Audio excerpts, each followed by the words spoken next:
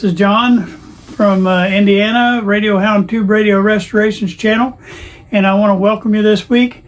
This week we're doing another part into the Philco radio, and we're going to get on a little bit beyond the power supply. Well, the transformer part of the power supply. We're going to go on into the checking all the power going out to the plates and making sure everything is clear out that way. We're also going to look a little bit at the rest of the coils, because we still got other coils that need to be tested, and if there's anything else that's coil wise, I'm going to make sure that's all tested and clear on this one. I'm also probably going to check the output transformer and the speaker coils, just to make sure that speaker that's in that cabinet out there is still that it's good and ready to go. If not, that way I can be hunting for something to try to repair that. So we'll probably add that into this video too. And then I think that'll probably take up most of the video that we got this time. I just want to walk away feeling good about the power supply on this video, and I might even sidestep a little bit and just go over again some of the stuff I went over on that schematic series on this power supply. Just make sure everybody kind of understands how it flows. I think it'd be a good thing to just do that while we're going through here and looking at that. All right, hope you enjoyed today's video. Thank you. All right, and welcome to today's video. We're going to continue on with the restoration of this Philco Model 70. What I'm going to tackle today, last week we, just to recap, we verified all the power transformer and all the parts. We verified the can dome, make sure it was right. And today we're gonna verify this segment right here. We're gonna first replace these two caps right here. I'm gonna pull the two caps that are in there, and that's your Electrolytics. There's one side of the field coil right here. This field coil sits out on the speaker, which we haven't pulled in here yet. And so that means the top end of this, it's always coming off your filament right here is where your high side is, and then the part that's coming off the other end of this capacitor then is your low side. So that's your positive and that's your negative. You're always going to have your positive on the filament side over here, the filament of the rectifier, and that'll be your high voltage coming out right here, because it always comes into that field coil. So we know that this wire right here is going to go somewhere to a plug that goes out to the speaker, because that's the place it's going to head to, is that speaker, and then it's going to come back in on that plug to the next electrolytic, and it's going to go to the same spot. It's going to go to the end of that can dome on the negative, well, the below negative end, and so it's going to come back up here and then hit negative from there. It also is going to go out here to H, and I don't know if I have H marked up here. Yeah, it's in a square right here, and it's going to go up here to the grid of the 47 tube. So it's going to provide voltage, and that's why you're down below the negative, because you want to give that negative voltage to, below the ground, I should say. It says you're going to provide that negative voltage to this grid right here. All right, so we're gonna replace these two right here. Now we probably might keep the caps that are in there, but I'm not liking the way they put them in, so I'm taking them out and we're going to put them in right. All right, so the first thing we're going to do is, you see all this wire, this bare wire? Well, on some of these wires, if you're on the positive end of that wire, that's coming straight off of the rectifier tube, and where it's coming off the rectifier tube, then you know you're getting high voltage right there. That's high voltage, all right? And so what happens is, here's what it looks like in the radio. You have one wire, this yellow wire right here, that's going out here and it's going to the speaker plug. And a speaker plug is going out to the field coil. So we know that one's going to the field coil, but one of these two caps are coming straight from the rectifier, so we got to figure out which one's our rectifier cap. We got to figure out which one we're going to go to. We're trying to get to this guy first, so it's before it goes to the field coil, so we're going to look for the wire coming off of the filament of the rectifier. All right, so this is your rectifier tube right down here. I don't know, are you in camera there? Move that up, maybe. Let me bend this wire. It's a stiff wire. I'm just going to get it out of our way. Oops, we just came off. I never soldered it on yet. That's why. I forgot about that. We got sidetracked right at the tail end and I didn't solder those. I'm glad that happened actually, or I would have thought that was soldered. I'm gonna squeeze that back on there though. I'll solder that here in a minute. All right, so we gotta figure out, when you look at the filament pins on the rectifier, and I think we determined the two,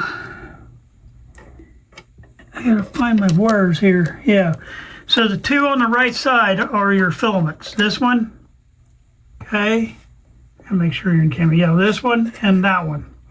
All right, well, this one only has one wire coming into it from the transformer, so we know it's not that one. So this one has one wire coming to the transformer, but it's got another wire right back here going out behind this thing, and it's coming up here to the speaker. So we know that this top one is our first electrolytic that we're going to get to. So I'm going to cut that thing out of there, and then we'll probably, I'll probably just put another one in.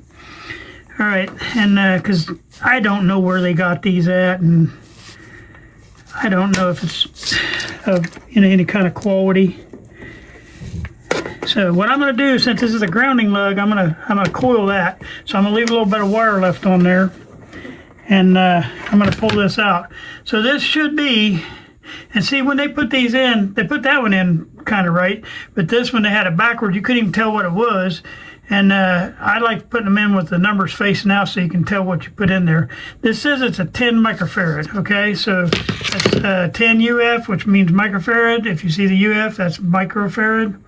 And then that's 450 volts. Now, I'll probably put a 630 in there because that's what I carry. It does not hurt to have the higher voltage. It can just take a surge voltage up into that. So I'm going to put a 10 back in there.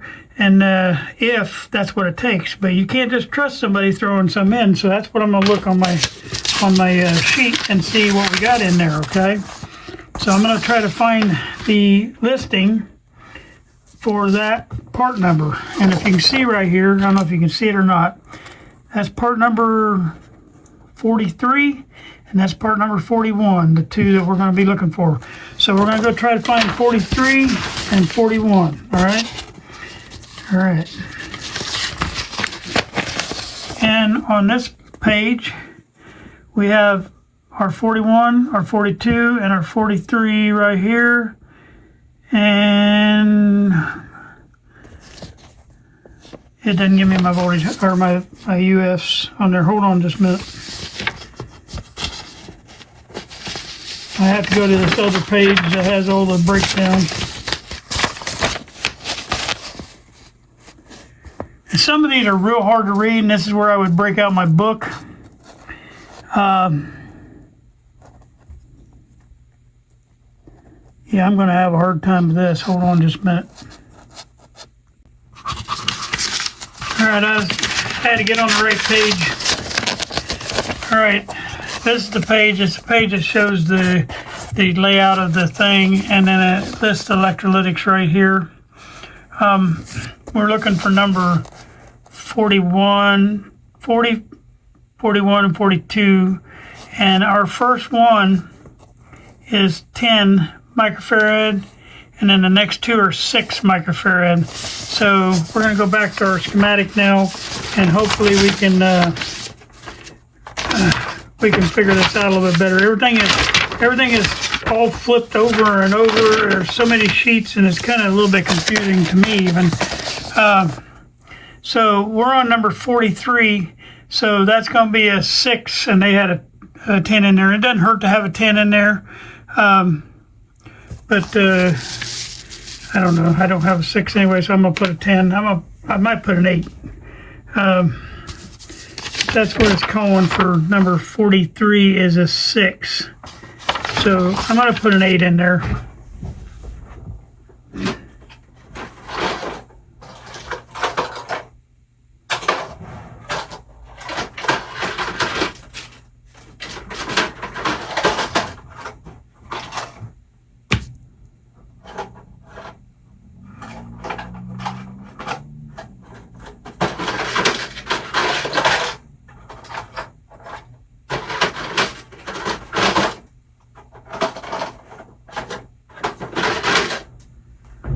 All right, enough rustling around. I've dug out everything I need for this. So So we're going to replace it with an 8. We want to make sure where our line comes up here from the filament, this is going to be our hot side, that's going to be our negative side. And this is the little pin. There's a pin right here that has a bunch of wires going to it, and there's a pin right there that has a bunch of wires going to it. I'll turn that a little bit more so you can see. Try to get maybe another light in there. But that pin that's sitting behind these wires right here, the ones that are coming up from the rectifier, that's a negative terminal. Well, it's a semi-negative. It's going to go down to it's going to follow this wire that's curling around right here and going down to the negative end. It's going to go to this end, and it's going to come back to that negative post right there, which I don't know if you're in that screen or not. There, it goes to the far end, and it works its way back into that negative right there. All right, so that's what we're going to do is replace this guy right now. And so I'm going to clean off this terminal a little bit, just because it's got a ton of solder on it. So I'm going to try to make it look a little bit better. I'm going to tin my thing. I haven't tinned my tip, I just now turn it on. So that's a nice looking tip right there. That's what you want to see. Just heat it with a little bit of solder. And then I don't really have to move anything out of there because I already pulled all the wire. But I just want to make a nice clean hole right there and get rid of some of that solder, which is what I'm doing right there. And now we're a nice clean hole to put our electrolytic in. Now the difference between me and the person that did this is I'm going to be using this tubing right here, and that's going to keep that wire from being stretched out there all long and stupid. So I'm going to stick my 8 in there, but before I do that, remember I told you we're coiling the other end. So I'm going to go ahead and get that made up. I'm going to use my little nail. I'm going to rotate around 3 times. These electrolytics are a little harder to do just with your fingers. Kind of makes it tough on the fingers. And I always do when it gets a little hard to turn, I just hook my pliers on there and you can get it all the way around then. And we're going to squeeze that little thing together there.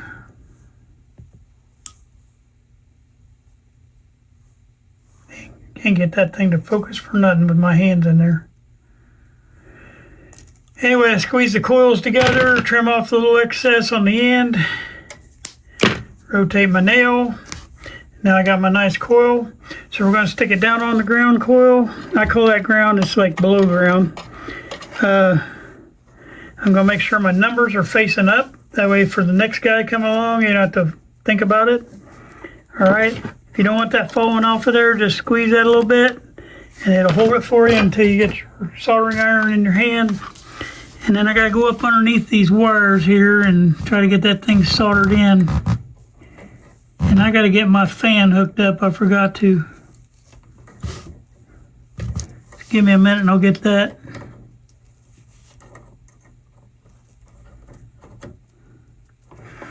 You want to make sure you get a good connection here, because this is where you're going to have that hum vibration. That other radio I was working on with that hum, that's where I thought my problem was, but it's not. It was something else on that one. But bottom line, we got that connected on now, and then all I got to do is bend this thing up, hook on up here. And now see, when I get this done, I won't have any little wires flopping in the wind. I'll have everything coated and curved, so if it does touch it, it isn't going to hurt a thing. And I'll move that back out of the way as soon as I get this thing soldered. Right now it's just easier to do with it sticking out like that. And this is my 8 microfarad I put in place as a 6. And I went ahead and put a 450 volt in. I had one, so I put 450 in there. And see, there's what a nice solder joint looks like. I don't know if you can see that on camera or not, but you see that, you just can't make it out in the camera, but it's real bright and shiny. That's what you want to see. All right, I'm going to tuck this back in there, making sure the positive end is not touching the side of the chassis. I'm just trying to get it out of the way. And I want to push it away from the chassis as much as I can. and I don't want to crimp in that. All right, now see, you can read that. You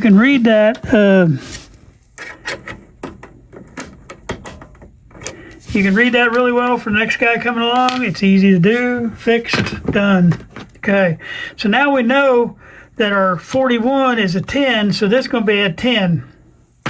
So that's the next thing I'm getting ready to do, and I'm going to set up for that. All right, we're getting ready to cut this guy out now. We'll take him out of the picture. I'm going to leave a little one on there too for me to coil on to. And you want to ask yourself, okay, on this schematic where we had, why do they have, I want to just try to answer this question. Why do we have a 10? First we have a 6 coming in, is where you come in at, okay? And then we have a 10. So why is the second one larger than the first one?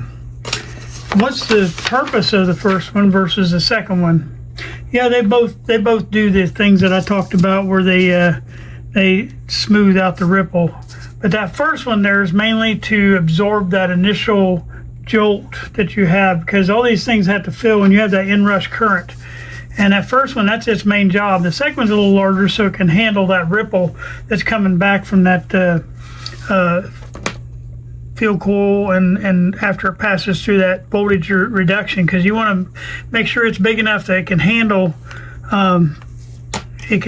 the smoothing that out before it goes on up to where it needs to go to. So that's the reason you got a little bit larger sometimes on the second capacitor versus the one on the pre-side of the field coil. I hope I said that right. I know what I mean, but I don't know how to say it sometimes. All right, I'm getting ready to, I'm gonna coil this one out. We're gonna get this one. I made this one I'm gonna make this one a little shorter because that other one was just a little too long, but it didn't hurt anything. I will tell you this, if you have any, like say you're out here and you're replacing a regular cap, not electrolytic cap, but a regular one, and you got a cap coming off like somebody did right here or whatever, you want to find the closest grounding spot. If you're going to ground with that, you want to find the closest one. You don't want to stretch that cap like clear over to here somewhere and have a real long wire over here, because that's you think's the closest ground. There's so many grounds in these radios, and if that cap goes straight to ground like they had it, which I haven't figured out where that goes yet. I haven't even tried, but I know that don't go where it went. But you want to find the closest place to ground. And that way you don't have all these long wires stretching across here, because anytime you have long wires stretching across, all you're doing is inviting yourself in for noise and interference on your radio and on your audio coming through. So you want to always try to find the closest place, not stretch it clear to another socket. Like sometimes they have grounding lugs on socket. Don't stretch it from one socket to another socket clear across the chassis with a wire or something and try to ground it there. Try to find the very closest ground if that's what's going straight to ground. In this case, we're not going straight to ground. We're going up here. So I'm going to clean up this lug now, and I'm just talking while I was getting that. I'm getting that cap ready, and I was yapping. All right, so we're just going to reheat this solder, make sure everybody's nice and happy in here. I'm making a nice little hole, getting rid of all the extra solder.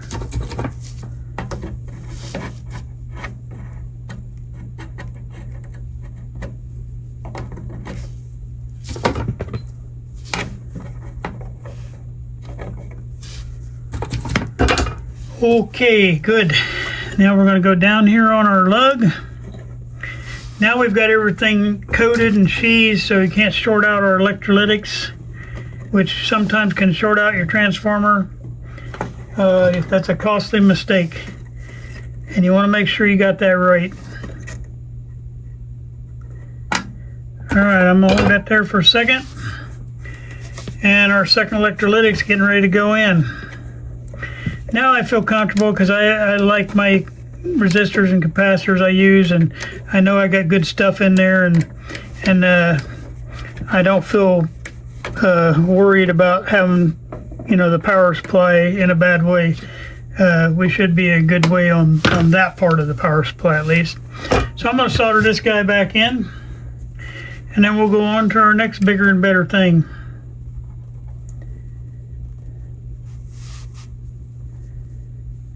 So I put a little bit on top just to tend my thing, and then I come back in once it's heated up, and you can watch it move off your tip onto the piece. It'll always go there once it gets hot enough. And you can see we got a good solder joint again with my numbers facing out. And I don't know if you can see this or not, but I'm staying up high away from this this thing, because there's a big bolt that comes through here to hold the chassis in place, and I don't want to run my bolt into this, so I make sure I'm staying up out of the way. That's why I put short wire on it. All right, let's get set up for the next thing. I pulled you out of the carrier for this just for a minute. I went through, and just for the sake of people new to this particular model, I labeled each of the tubes. That's a 24A tube, 24A tube. This one's a 27 tube, and then these two, this one here and one right above it, those are both 24s.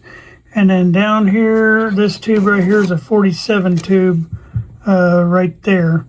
And so I got all of them labeled. That'll be for our work that we're going to be doing through the radio now.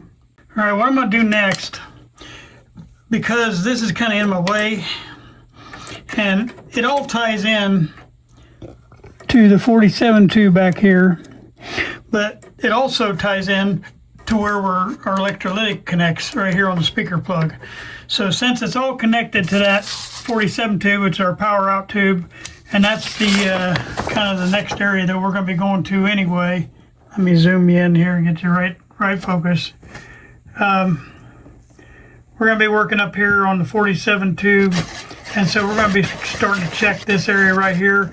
I have not checked the speaker out yet. I might go pull that here in a minute, I don't know.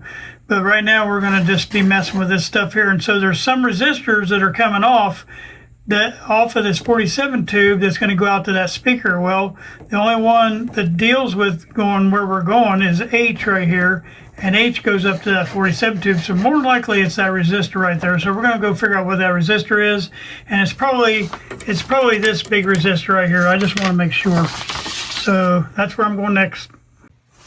All right, I had to take a little side step here just for a minute. This is a schematic that I was working on right here. And when I ran into where that resistor, that red resistor was hooked right in this right here in this run right here. Well, I thought, well, maybe I'm on the wrong schematic then. And so I started checking things out, and here's the other schematic. You got a second schematic, and this one does have that little red resistor right here, although the value is different than what they had in there.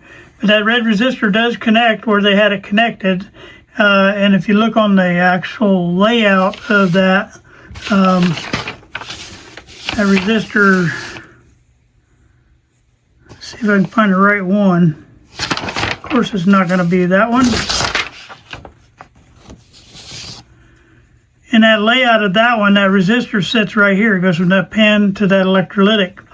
And the problem is I think whoever was working on this got the two schematics flipped together, and it took me a minute to figure this out. But if you notice on this one, your choke is down here on the negative end of the electrolytics on the bottom end. It also has two resistors here side by side that are coming out here to C, center tapped, and also going to ground. And then also the electrolytics go straight to ground instead of going through these taps right here. So I got to looking at that with a choke on ours. The choke is on the positive side. You see this one yellow wire is one side of the choke, and the black wire is the other side of the choke. Well, those are the positive side of electrolytics. It's not on the negative side of electrolytics.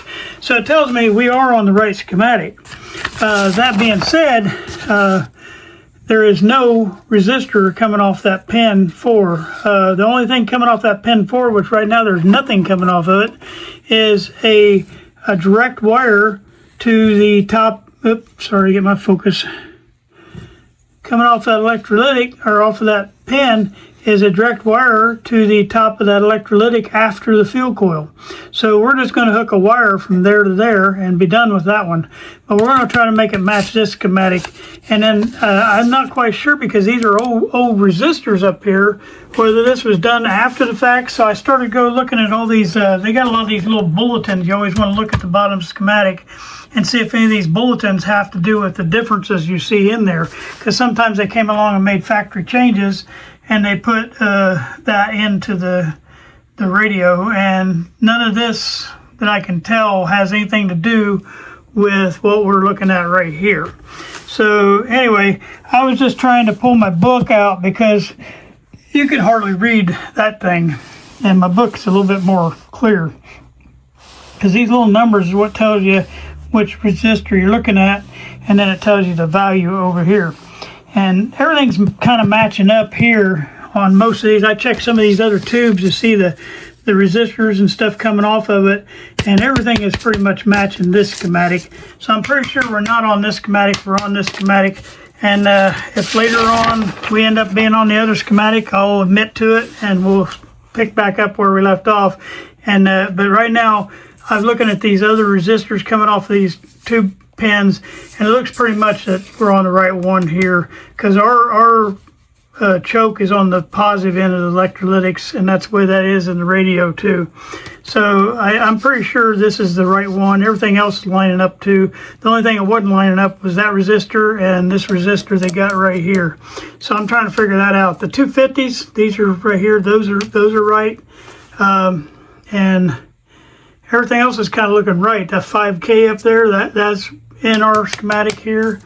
So I don't know what, I think somebody was doing some changing right here, and I don't know if that's factory or if that's somebody messing around in there. But with that other capacitor that I know is homemade, I know that thing was homemade. Maybe they had old caps that they were just trying to tack back in there, because it looked like it was a homemade job, a tack job in there. It wasn't a factory tack. Somebody'd been in there and moved stuff. It was horribly done. So I just took that out. 20K is gone. I'm gonna put a straight wire in there, and then we're gonna go on from there. Sorry I got hung up looking at that. All right, I think I'm gonna end this video right here. I went ahead and put in that wire that's going from the top end of that electrolytic over to pin 4 of the 47 tube. Pin 3 is connected over here to the 250K right here, which I'm going to check in the next block. I'm going to try to see if I can clean up this block, Bakelite block, and that's what we're going to do next on the next video. I hope that you'll stay with me. I thank you guys for watching. I'm glad we've kind of figured out, I'm pretty sure, about 99% sure we're on the right schematic now.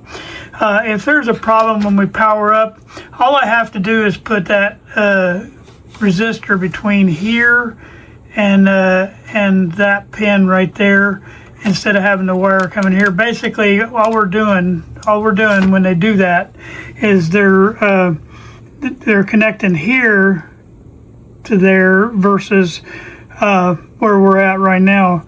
From here to there, we're connecting from two different places, and one is before the fuel coil and one is after the fuel coil. So it's just a reduction in a few volts, and then you got the amount of the resistor, which I think was 51K, was what it was supposed to be.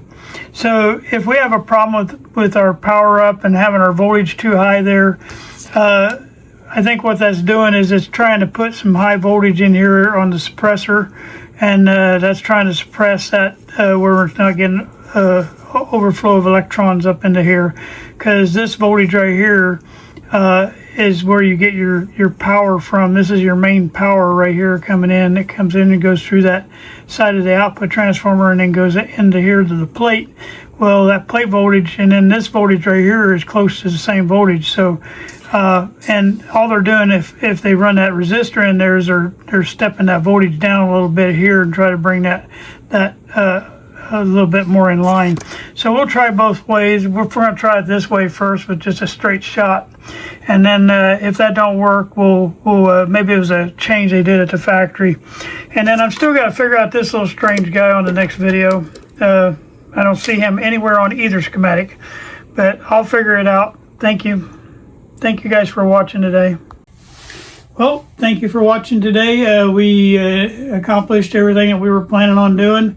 The next video, I think we're going to actually start the recapping process and start working on some of these Bakelite blocks. A lot of the caps in this radio are in the Bakelite blocks, but we'll kind of work our way from the output tubes, and we're going to work our way back toward the front end of the radio and just check things as we go, and maybe teach you a little bit more about how that schematic works versus the Zenith that we did on the first radio.